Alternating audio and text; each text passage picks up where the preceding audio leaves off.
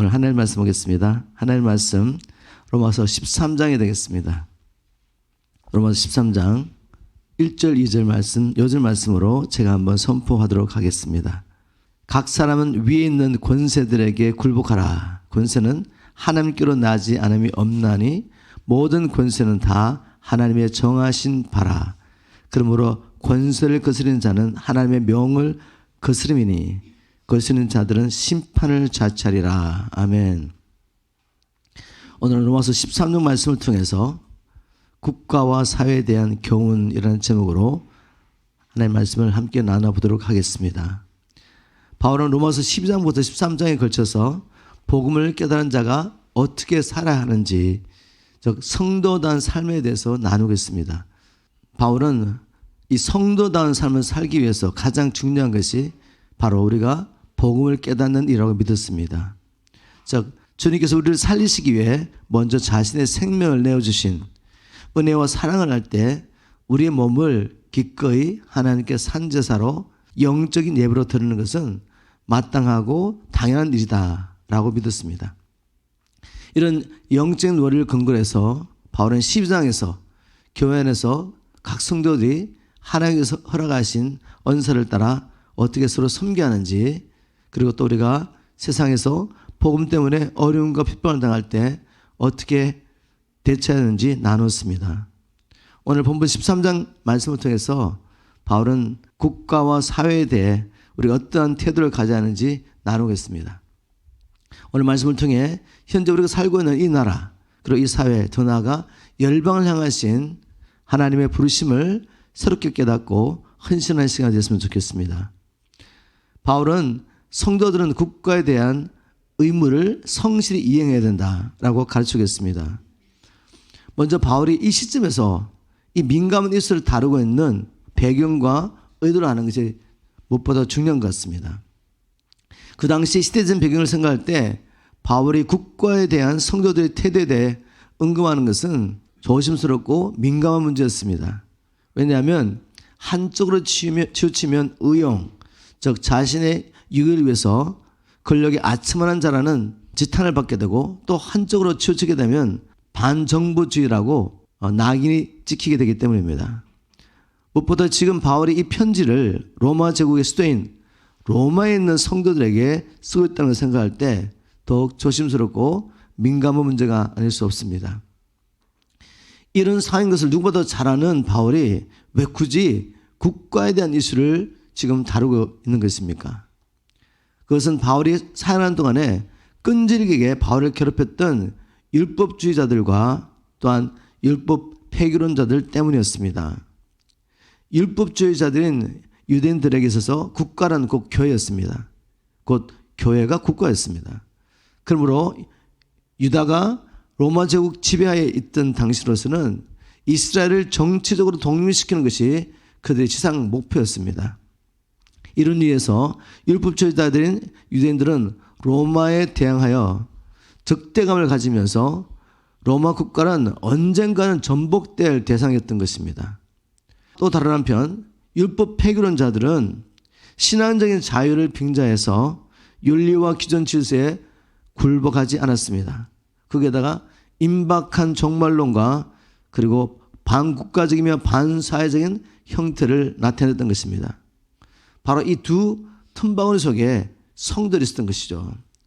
이런 성도들에게 바울은 과연 성도들은 국가와 사회에 대해 어떠한 태도를 가지는 것이 주님의 뜻인지 알려줄 필요가 있었습니다. 바울은 먼저 성도는 국민으로서 국가에 대한 의무를 다해야 되는데, 첫 번째 무엇이라고 권면했냐면 위에 있는 정부 당국 그 권세에 복종하라 라고 말합니다. 로마서 12장 1절을 제가 쉬운 성경을 한번 읽어보겠습니다. 사람은 누구나 위에 있는 정부 당국의 권세에 복종해야 합니다. 성도들에게 정부 당국에, 세상 권세자들에게 복종하라고 말합니다. 그러면 성도들이 정부 당국의 권세에 복종해야 하는 이유가 무엇입니까? 바울은 말합니다. 그것은 모든 권세는 하나님께서 세우신 것이기 때문이다. 13장 1절 하몬 말씀이죠. 세상의 모든 권세는 하나님께로부터 비롯된 것이고 이미 있는 권세들도 다 하나님께서 세우신 것이기 때문이다. 우리는 성경 말씀을 통해서 모든 권세는 하나님께로부터 온다.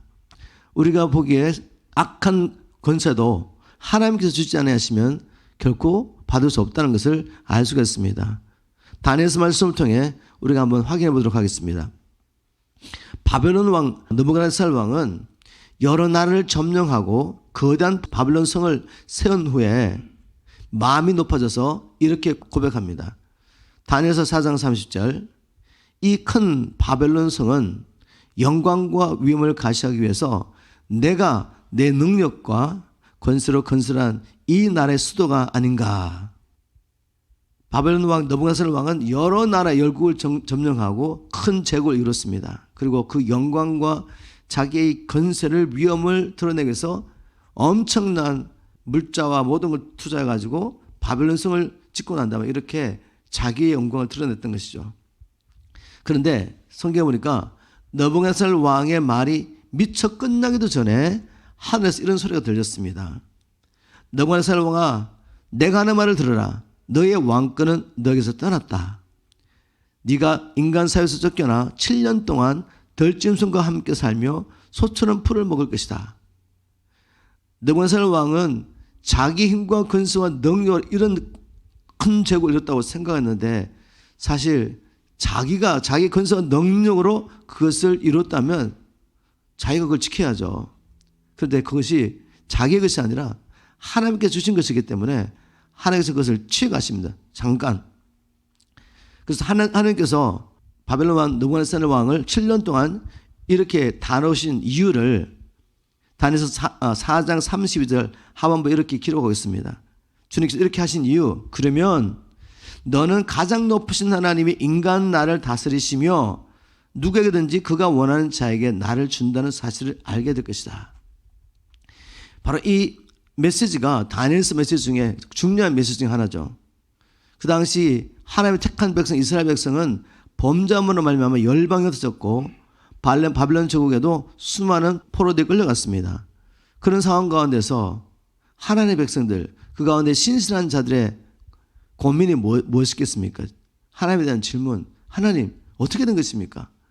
하나님의 특별한 목적에서 지음을 받은 이 민족이 하나님께 범죄하여 다 흩어졌고 하나님의 나라를 세우시기 위해서 하나님께서 열방 가운데서 불러주셔서 세우신 이스라엘 나라 자체가 없었던 것이죠. 이러한 가운데 하나님 하실 말씀이 무엇입니까? 아니, 여전히 나는 역사의 주인이고 나는 나의 계획을 지금도 이루어가고 있다. 너희들의 눈에 보기에는 모든 게 끝난 것 같은 이 시간에도 내가 저 악한 정부, 그들에게도 건설을 줘서 그들의 악한 권세 아래 하나님의 백성들을 연단하며 하나님의 구원의 역사를 이루어 계셨던 것이죠. 그러므로 세계 역사는 사람이 만들어가는 인간의 역사처럼 보이지만 사실은 하나님께서 이끌어 가시는 구원의 역사이며 하나님 나를 이루어 가시는 역사라는 것을 알 수 있습니다. 자, 이 메시지가 우리에게 얼마나 중요한지 아시죠? 앞으로 세상에 어떠한 일이 일어난다 할지라도 적골세가 나타나서 온 열방을 다스리며 하나님의 사람들을 핍박할 그때도 우리는 하나님을 신뢰함으로 마음의 평강을 누리며 인내함으로 믿음을 지킬 수 있습니다. 그 악한 정부, 적골세의 건세까지 하나님이 허락하지 않으시면 주어질 수 없고 바로 그것을 통해서도 하나님께서는 자기의 백성들을 연단하시며 주의 몸된 교회를 거룩한 신부로 준비하셔서 하나님 나라를 땅에 이루시기 위해서 일하고 계신다는 것을 우리는 알 수가 있습니다. 이 세계 역사가 특히 악한 정부까지도 하나님께서 구원의 역사를 위해서 사용하신다는 것을 우리는 애굽왕 바울의 삶을 통해서도 확인할 수 있습니다. 하나님 백성들을 핍박하고 하나님을 대적했던 애굽왕 바울조차도 하나님께서 자기 백성 이스라엘 구원하시는 과정 가운데 하나님의 능력의 어떠함을 온 세상에 전파하기 위해서 세움을 받았다는 것을 우리 말씀을 통해 알 수가 있습니다. 로마서 9장 17절에 이렇게 바울은 고백했습니다. 성경이 바울에게 이르시되 내가 이 일을 위하여 너를 세웠으니 즉 그는 마음이 강팍했습니다. 하나님께서 바울의 마음을 강팍하도록 그냥 허락하신 것이죠.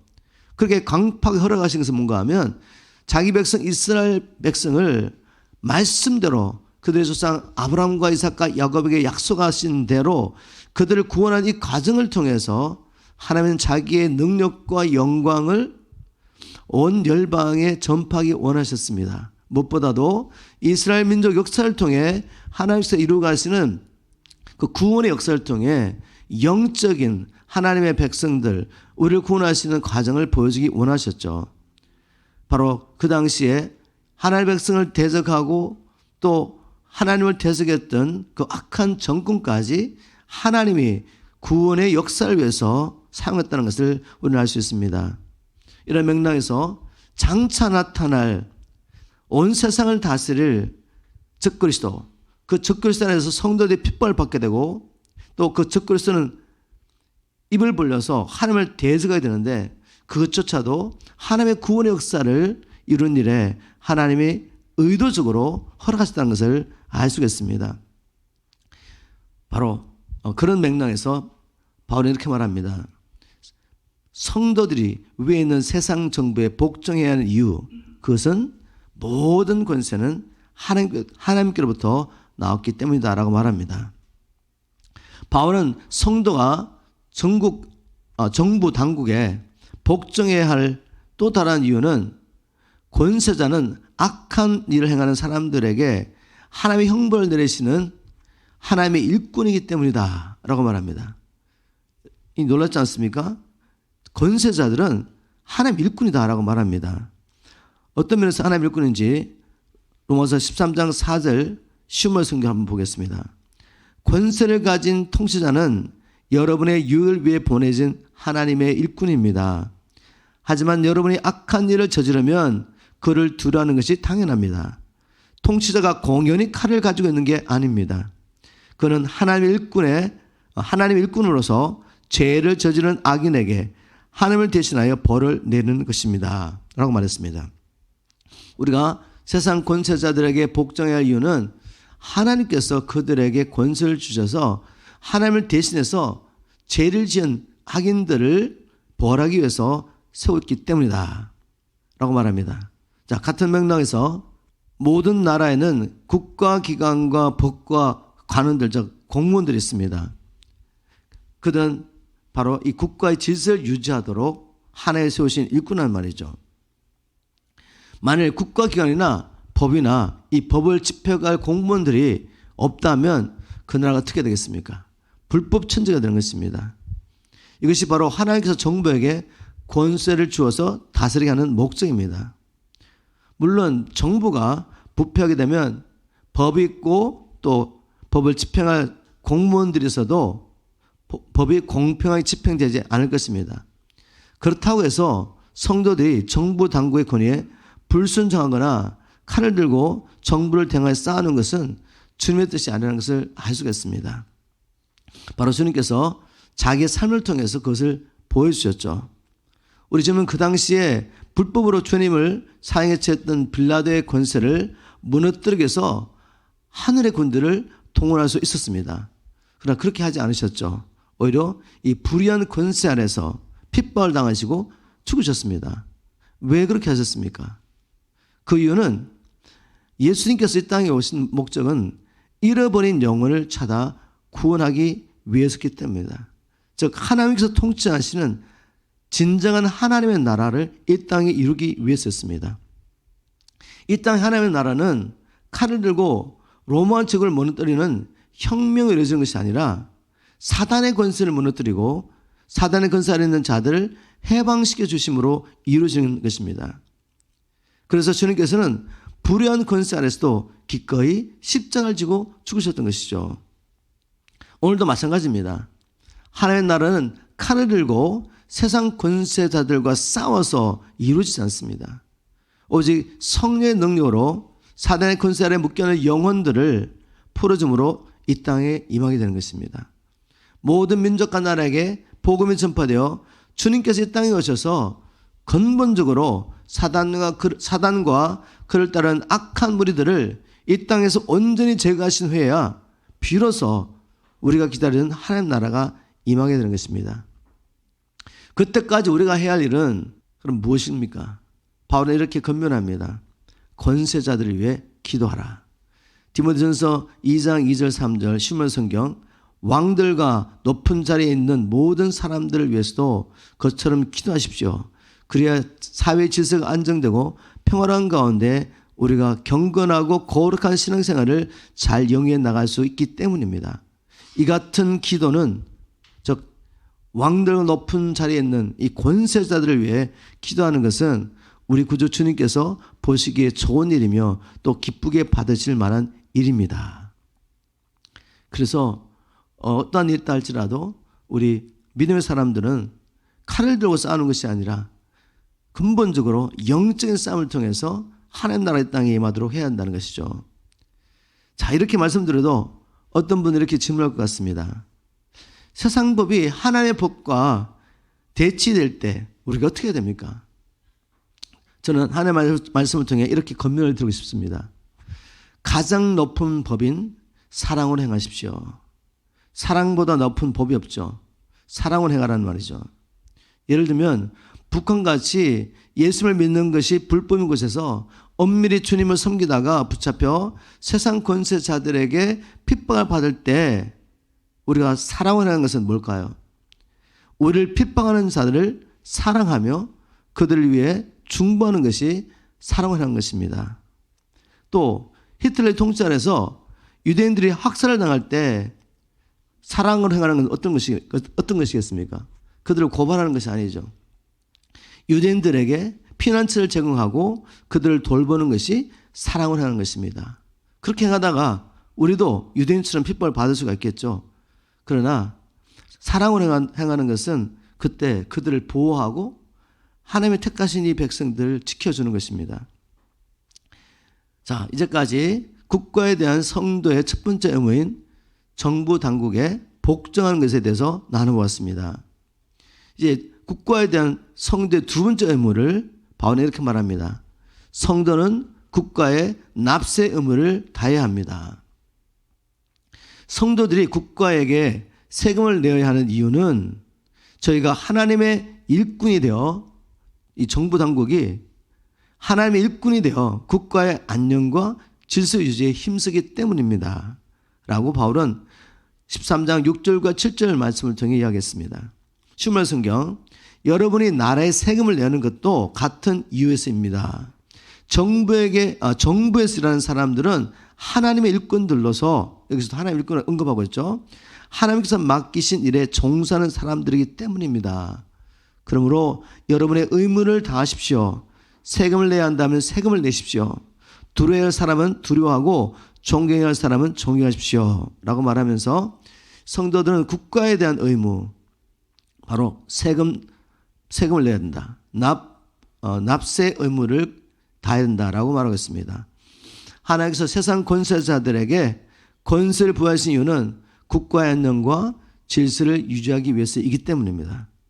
바울은 그런 면에서 정부에서 일하는 사람들을 하나님의 일꾼이라고 불렀습니다. 그러므로 성도들은 국가의 안녕과 질서 유지를 위해 성을 받은 정부에게 세금을 내야 할 의무가 있는 것입니다. 그러면 어떠한 이유였든지 성도가 탈세하는 것은 하나님의 뜻을 거스르는 것이 하나님의 뜻을 거스르는 것이 되는 것이죠. 비록 주님께서 오셔서 열방을 사랑과 진리로 통치하기 전에는 세상 정부가 온전하지 않고 불법과 불의가 가득할 수 있습니다. 그럼에도 불구하고 성도는 국가에 대한 납세 의무를 다하는 것이 하나님의 뜻입니다. 이제까지 국가에 대한 성도의 의무에 대해서 살펴봤습니다. 이제 로마서 13장의 두 번째 주제에 대해 나눠보도록 하겠습니다. 두 번째 주제는 바로 성도는 가장 높은 법, 즉 사랑의 법을 따라 살아야 합니다. 제가 앞에서 언급했지만 이제 두 번째 이 주제에서 더 자세하게 나눠보도록 하겠습니다. 바울은 성도는 사랑의 법을 따라 살아야 한다. 로마서 13장 8절에 바울은 사랑의 빛 외에는 어떤 빛도 지지 말아야 한다고 말하죠. 서로 사랑의 빚을 지는 것 외에는 아무에게도 빚을 지지 마십시오. 바울은 왜 성도들에게 빚을 지지 말라고 합니까? 빚은 우리가 하나님과 동행하지 못하도록 우리의 발목을 붙잡는 마귀의 수단이기 때문에 그렇습니다. 저의 예를, 전임 사역자 예를 드는 것이 가장 좋을 것 같습니다. 만일 전임 사역자로 부름을 받은 우리 주의 종, 저 같은 사람이 대우가 좋은 교회 청빙을 받기 위해서 그럼 어떻게 됩니까? 스펙을 쌓아야 됩니다. 은혜의 용대를 받아서 공부를 열심히 하는 것입니다. 그래서 박사학위를 얻었다고 가정해 보겠습니다. 사실 요즘 박사학위를 받았다 그래가지고 좋은 대우를 받는 교회 청빙 받는 것도 쉽지가 않습니다. 그런데 그것보다 더 큰 문제는 무엇입니까? 빚이 있기 때문에 공부가 끝나는 순간 이제 빚을 갚아야 하는 것이죠. 빚을 갚아야 한다는 부담감 때문에 하나님의 종인도 불구하고 하나님께서 보내시는 곳에 갈 수가 있겠습니까? 빚을 갚아야 되기 때문에 돈이 좋은 대우를 받는 목회지를 찾을 수밖에 없습니다. 그런데 현실적으로 그게 거의 불가능하죠. 그래서 어떻게 됩니까? 이제는 빚을 갚기 위해서 일을 해야 되는 상황이 벌어지는 것이죠. 교회를 개척하기도 쉽지가 않고 또 힘들게 교회를 개척한다 할지라도 목회하는 일보다는 빚 갚는 일이 더 무거운 짐으로 오게 되는 것이죠. 그래서 말씀에 붙잡혀 살아야 될 주의 종이 어쩔 수 없이 돈을 버는 일에 붙잡히게 되는 것입니다. 전임 사역자 보겠습니까? 우리 성도들도 빚을 지게 되면 그들 향하신 하나님의 뜻을 따라 살기가 힘들죠. 빚에 눌려서 빚에 붙잡혀서 살 수밖에 없습니다. 바로 이런 이유에서 바울은 성도를 사랑하기 때문에 사랑의 빚 외에 아무 빚도 지지 말라라고 말한 것이죠. 자, 그러면 우리가 어떻게 해야 빚을 지지 않고 살 수 있습니까? 성경에 있는 말씀을 통해 여러분에게 권면을 드리고 싶습니다. 첫 번째는 게으르지 말고 부지런히 일을 해라 라고 성경은 가르치겠습니다. 잠언 6장 10절 11절 좀 더 자자 좀 더 졸자 손을 모으고 좀 더 눕자 하면 내 빈궁이 강도같이 오며 내 권핍시 군상같이 이르리라.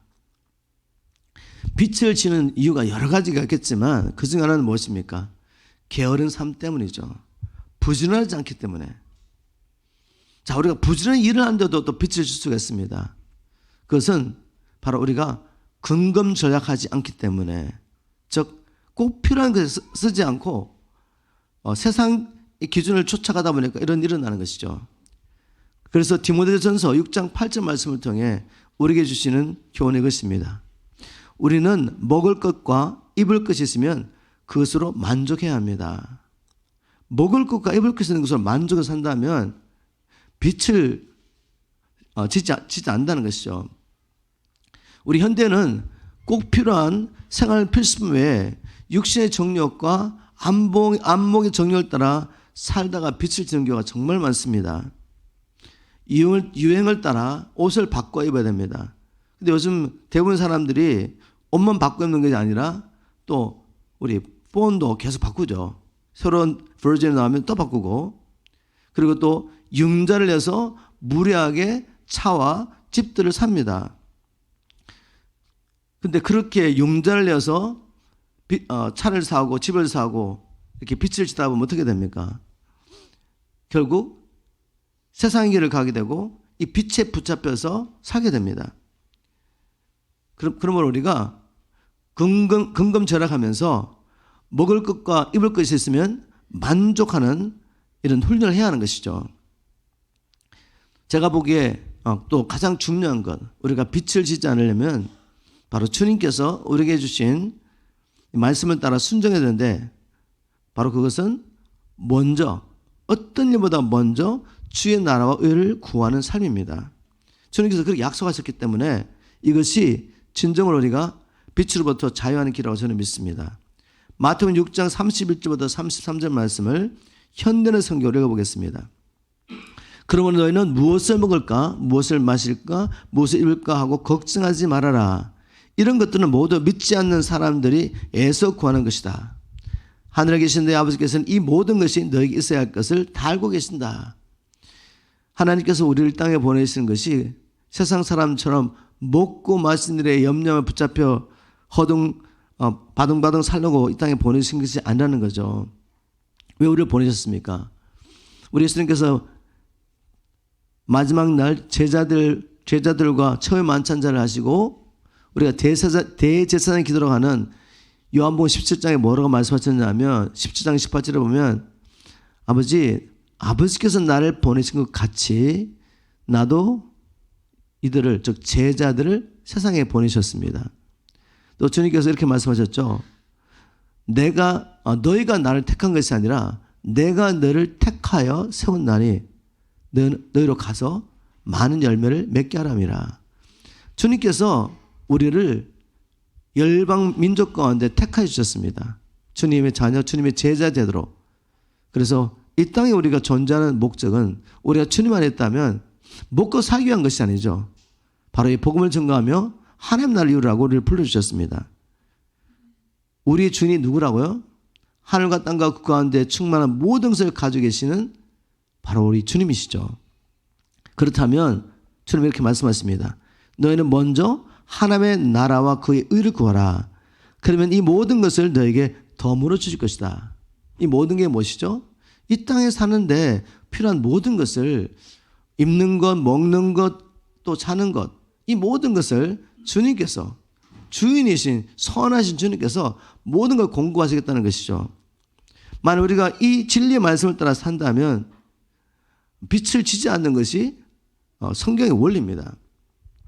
저는 개인적으로 이 말씀을 주님께서 처음 저를 불러주실 때 말씀을 받았고 이 원리에 따라 지금까지 살고 있고 지난 30년 이상 주님은 이 말씀대로 제가 어디를 가서 어떤 사역을 하든지 주님은 저의 먹을 것과 입을 것과 제가 지낼 모든 것을 넘치도록 공급하셨습니다.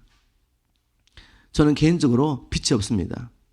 그래서 정말 주님께서 원하시는 것, 하러 가신 일을 자유롭게 할 수 있죠. 저와 여러분 이 마지막 때 특별히 이 적그리스도가 이런 경제를 가지고 수많은 사람들을 자기 발 아래 무릎 꿇게 합니다. 표를 받게 하고 표를 받지 않은 모든 자, 그들은 아무것도 살 수 없고 아무것도 팔 수 없게 만들어버리는 거죠. 그래서 세상에 있는 모든 사람들이 표를 받게 하고 자기에게 무릎 꿇게 만들 때가 오는 것입니다. 그럼 우리가 어떻게 준비해야 되겠습니까? 지금부터 먹고 마시는 일에 매이지 않고 주의 나라 의를 구하며 하나님께서 우리 모든 필요를 채우시는 것을 우리가 경험해야 됩니다. 저와 여러분이 빛이 없이 하나님의 말씀에 붙잡혀 복음과 그리스도 살면서 구체적으로 이 땅에 하나님 나라로 가시는 하나님의 친백성 사시기를 지금으로 축복합니다. 사랑의 빛 외에는 어떠한 빛도 지지 말라라고 한 바울은 이제 성도가 따라야 할 최고의 법, 즉 이웃 사랑에 대해서 언급하고 있습니다.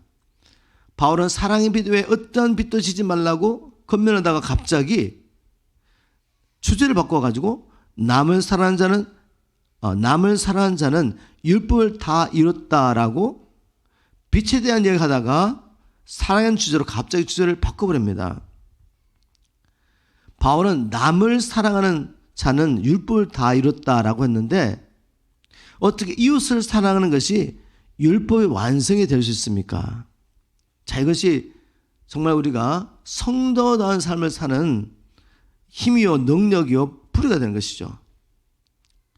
바로 이 가장 높은 법을 따라 산다면 바울이 로마서 10장부터 16장까지 걸쳐서 성도는 이렇게 살아야 합니다 라고 하는 성도다운 삶을 온전히 이룰 수가 있습니다.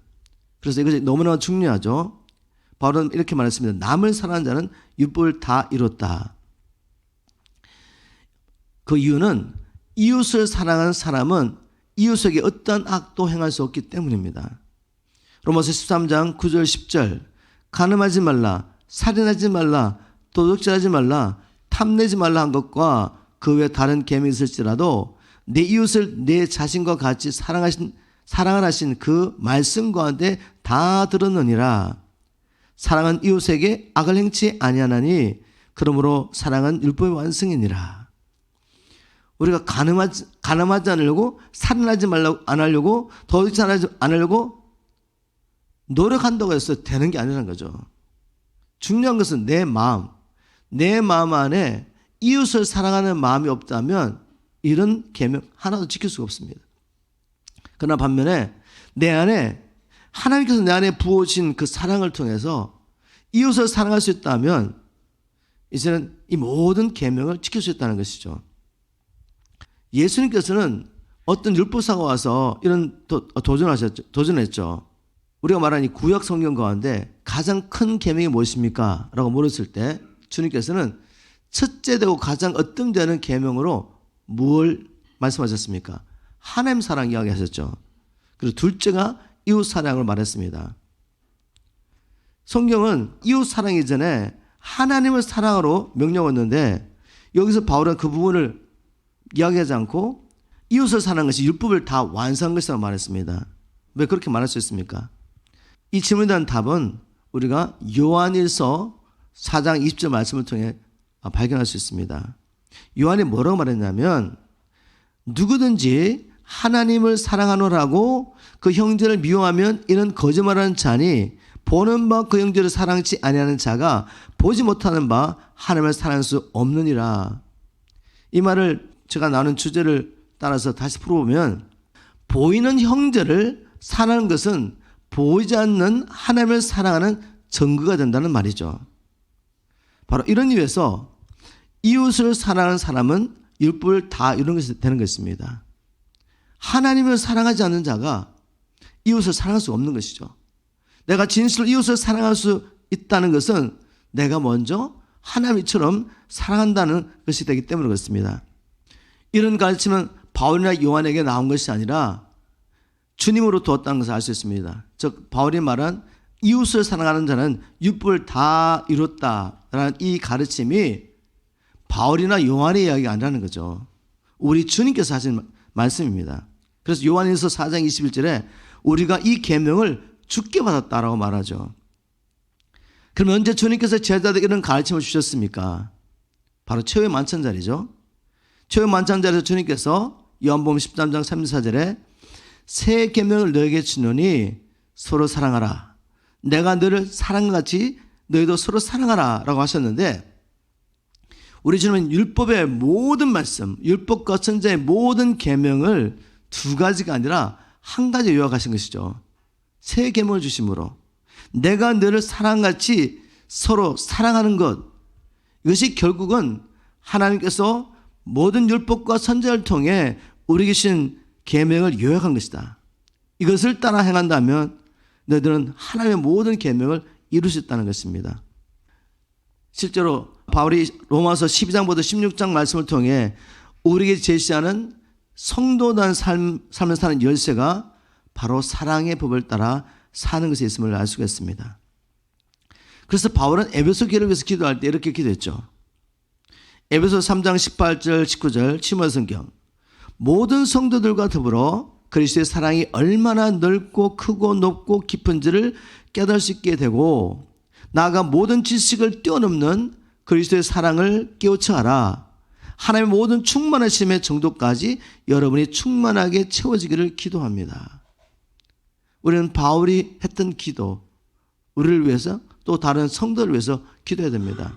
제가 기도할 때마다 종종 하나님 앞에 나가서 간구하는 것은 주님, 제 눈을 열어서 제게 지혜와 계시형을 주셔서 영원히 죽을 수밖에 없는 죄인인 나를 위해 나를 살리기 위해서 한 분뿐이신 하나님의 아들 독생자를 화목제물로 주신 이 큰 사랑을 알게 도와주십시오.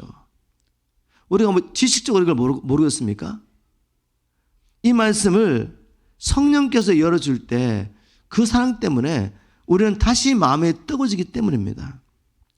이 하나님 사랑하는 것은 우리가 머리로 안다고 해가지고 그 사랑에 붙잡혀서 살 수 있는 건 아닙니다. 하나님께서 열어주셔야 돼요. 이 사랑이 우리에게 분받아야 됩니다. 이 사랑이 우리에게 부음받기 위해서는 말씀에 순종하며 복음을 따라 살다가 어려움과 고난이 있을 때 바로 그때 우리 안에 주의 성령을 통해서 이 사랑이 우리에게 부어지는 것입니다. 복음을 전하는 그 현장에서 복음 때문에 핍박과 어려움을 당하는 바로 그 삶 가운데 이 사랑이 계시되는 것이지 책상에 앉아서 얻을 수 있는 지식이 아니죠. 이 영적 지식은 삶을 통해서 우리가 경험할 수 있습니다. 그래서 우리가 영혼들에서 기도하고 고통당하는 형제 자매들에서 기도하고 그들을 섬기는 이 삶을 통해 이 사랑이 우리에게 부어지기를 주님으로 축복합니다. 자, 이제까지 13장의 두 번째 주제, 하나님의 사랑을 따라 행하십시오라는 주제를 나눠봤습니다. 이 13장의 마지막 주제 살펴보도록 하겠습니다.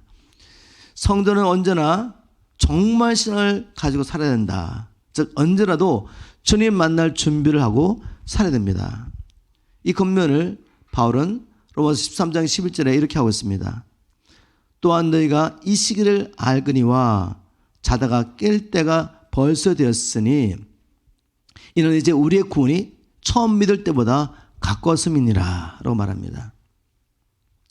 바울은 지금 로마에 있는 성도들에게 여러분 지금 영적 잠을 잘 때가 아닙니다. 여러분 깨어나셔야 됩니다. 그 이유는 우리의 구원이 처음 믿을 때보다 가깝기 때문입니다 라고 말했습니다. 베드로도 동일한 권면을 하고 있는 것을 보게 되죠. 베드로전서 4장 7절 세상 만물의 마지막이 가까이 이르렀습니다. 여러분 세상 만물의 마지막이 언제 오겠습니까? 우리 주님 다시 오셔야죠. 그런데 이 사도들은 2000년 전에 이런 믿음을 가지고 이런 생각을 가지고 살았다는 것이죠. 세상 만물의 마지막에 가까이 이르렀습니다. 그러므로 여러분 정신을 바짝 차리고 삼가 조심하면서 힘써 기도하십시오. 이 두 사대 권면을 통해서 우리는 초대교회 성도들이 핍박 가운데서도 믿음을 굳게 지키며 복음과 그리스도에서 끝까지 살 수 있었던 이 비밀을 발견할 수 있습니다. 그것은 바로 언제나 정말 신앙을 가지고 살았다는 것이죠. 즉 언제라도 주님 만날 준비를 하며 살았던 것입니다. 이 땅에서 우리가 한나라의 시민으로 살고 있지만 성도는 영원한 천국 시민이라는 믿음을 가지고 살아야 합니다. 우리는 여기서 영원히 살 게 아니죠. 하나님 나라에서 영원히 살 천국 시민입니다. 이 믿음이 우리를 세상과 구별하여 거룩한 삶을 살게 하는 원동력이 되는 것이죠. 우리가 살고 있는 이 시대는 어느 때보다도 우리의 구원이 가까운 시대를 살고 있다는 것을 우리는 알고 있습니다. 즉 주님께서 다시 오실 날이 가까웠다는 것을 알 수가 있습니다. 자, 이 말씀을 준비하다가 제가 우연히 어떤 분을 통해서 이런 메일을 받게 됐습니다. 오늘 날짜인데 한국은 어제겠죠, 그죠? 11월 26일 날짜로 복음 기도신문에 이런 기사가 올라와 있었습니다. 타이틀은 이렇게 말합니다. 가자지구 무슬림 수백 명 꿈속에서 예수님을 만나라는 제목으로 기사가 올라왔습니다. 지금 가자지구에서 전쟁이 있는 거 아시죠? 그런 가운데서도 하나님 지금 뭘 하고 계신다고요? 그것을 사용하셔서 자기의 택하신 백성을 부르고 계신 겁니다. 하나님 지금 이 전쟁을 통해서 어떤 일을 하고 계신 거죠? 기사에 어떤 이야기였냐면 가자지구의 무슬림 200여 명이 꿈에서 예수님을 만난 후 예수님을 따르겠다고 밝혔다고 CBN 뉴스가 최근에 전했습니다. 기독교 기업수이자 Vision Jesus Inc.의 대표 마이클 리코나, 이분은 팔레스타인 지하 교회로부터 기적적인 회심에 관한 보고를 받았다고 말했습니다. 다음은 리코나의 증언입니다. 지난 이틀 동안 전쟁으로 자녀를 잃은 수백 명의 아버지를 섬겼다. 우리는 이들을 안전한 곳으로 이동시키면서 음식을 제공하고 옷을 세탁하며 성경을 읽어주면서 예수님을 통한 평화의 길을 나누었다. 그러자 큰 기적이 일어났다. 어젯밤 이들 중 200명 이상이 꿈에서 예수를 만난 것이다. 그들은 우리에게 돌아와 하나님의 말씀을 더 배우고 예수님을 따르는 방법을 물었다. 여러분 놀랍지 않으세요? 이런 이야기를 들으면 여러분 몸에 전율 오지 않습니까? 주님이 지금 오실래 갖고 오셔서 경관진들이 무너지면서 무슬림들이 초잔전 방법으로 주님을 만나고 주님에서 알기 위해서 크리스천들을 찾아오겠다는 거죠. 또 며칠 전에는 탈북민 사역하시는 사역자를 통해 이런 이야기를 들었습니다. 제가 그분과 나눈 이야기를 예민한 이야기는 다 쓰고 없고 그냥 일반적으로 우리가 알고 있는 이야기를 나누겠습니다. 그래도 여러분은 전혀 또 들어본 적이 없을 수 있기 때문에 대부분 사람들이 알고 있는 이야기 나누겠습니다. 어떤 이야기를 나누냐면 평양 대봉의 시기로부터 지금까지 4대 동안 믿음을 유지하고 있는 믿음의 공동체가 여전히 있다는 것이죠. 우리 추측할 수가 있겠죠. 평양에 엄청난 부흥이 있었습니다.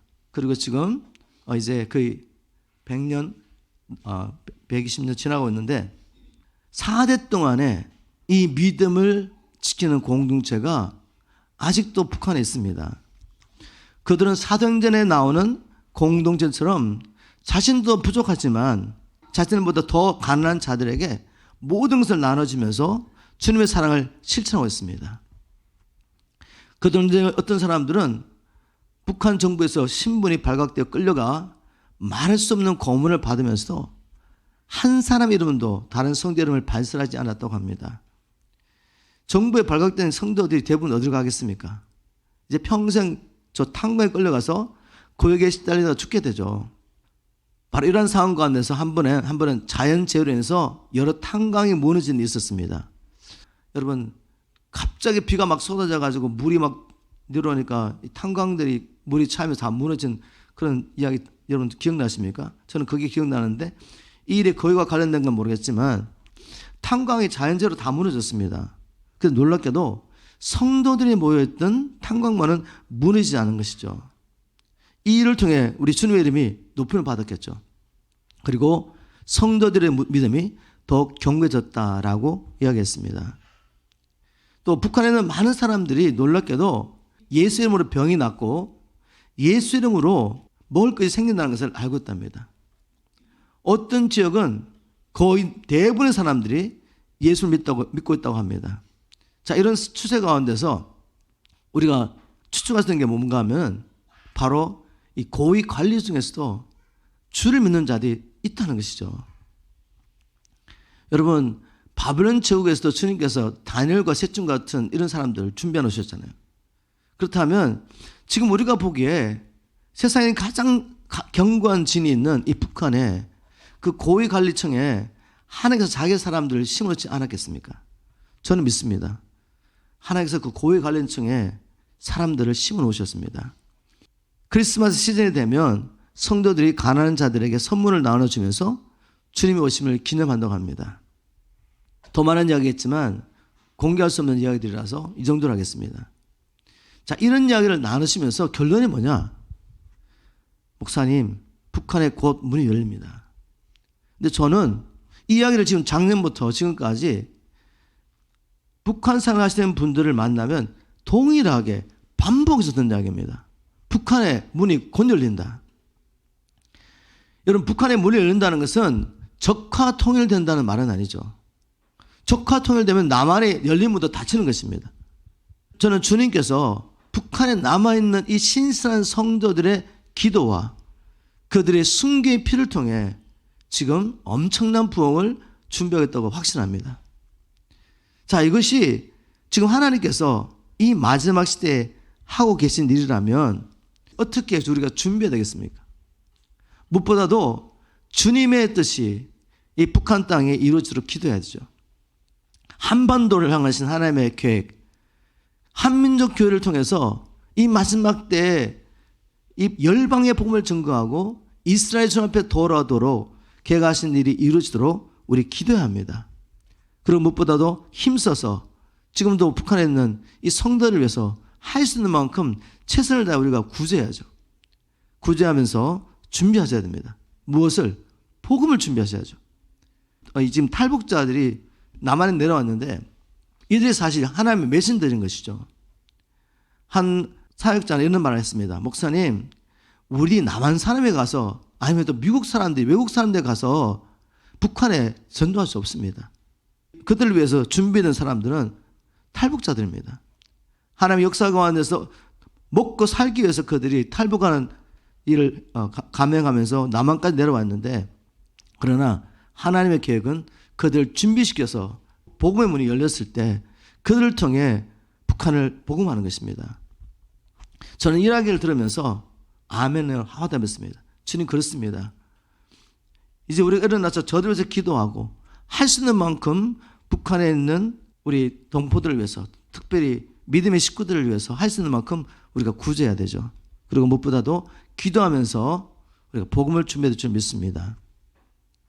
여러분, 이렇게 결코 무너지지 않을 것 같은 모슬렘권과 북한의 견고한 진이 무너지겠다는 것은 무엇입니까? 우리의 구원의 날이 가까워 오고 있다. 우리 주님 오실 날이 정말 가까워지겠다는 것을 여러분 피부로 느껴지기를 주님으로 축복합니다. 이러한 때 우리가 어떻게 살아야 되겠습니까? 바울은 이렇게 권면합니다. 로마서 13장 12절부터 14절 실물 성경. 어두운 밤은 거의 끝나가고 밝은 낮이 가까웠습니다. 북한에도 이 말씀을 저는 믿음으로 선포합니다.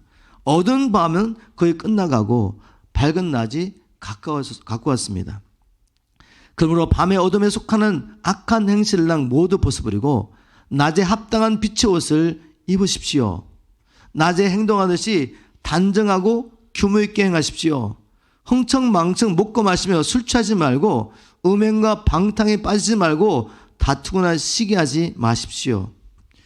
저와 여러분이 흥청망청 밖에 나서 술 마시며 그러겠습니까? 그게 아니라도 우리가 우리 육신을 위해서, 안목의 정력을 위해서 물질을 사용하지 않는 것입니다. 먹을 것과 입을 것이 있으면 만족하며 이 모든 것을 영혼을 구원하며 또한 가난하고 힘든 자들을 섬기는 데 사용해야 되죠. 또 저희는 또 다투는 일도 없습니다. 그렇지만 또 교회 안에서 자기의 어떤 유익을 위해서 자기를 드러내려고 다투고 시기하는 일이 얼마나 많습니까? 그렇게 하지 말라는 것이죠. 오직 주 예수 그리스도를 옷 입고 세상 정령을 채우려는 제 많은 육신의 일을 추구하지 마십시오 라고 바울은 권면합니다. 그런데 베드로도 동일하게 권면하는 것을 보게 되죠. 베드로서 3장 14절 15절. 사랑하는 형제들이여, 여러분 모두는 그런 재림의 날을 간절히 기다리고 있으니, 여러분 재림의 날 기다리고 계시죠? 저는 정말 기다리고 있습니다. 그렇다면 하나님 앞에서 한 점 흠없는 거룩한 생활을 이용해 나감으로써 아무쪼록 평강과 내출을 맞이할 수 있도록 힘쓰십시오. 힘써야 합니다. 힘쓰지 않으면 이렇게 살 수가 없죠. 또한 여러분은 우리 주께서 오래 참고 기다리시는 것이 여러분의 구원을 위함인 줄을 명심하십시오. 이 말이 무슨 말인지 아세요? 주님이 오시고 싶은데 우리가 준비 안 된 거죠. 우리가 주님 맞이할 준비가 안 된 거죠. 그래서 주님이 저와 여러분을 기다렸다고 말합니다. 우리 주께서 오래 참고 기다리시는 것이 여러분의 구원을 위함인 줄을 명심하십시오. 우리 사랑하는 형제 바울도 하나님께 받은 신령한 지혜로 이와 같은 편지를 여러분에게 썼습니다. 아멘. 주님께서 우리의 마음의 눈을 열어주셔서 지금이 어느 때인지 때를 분별할 수 있는 지혜 주시기를 기도합니다.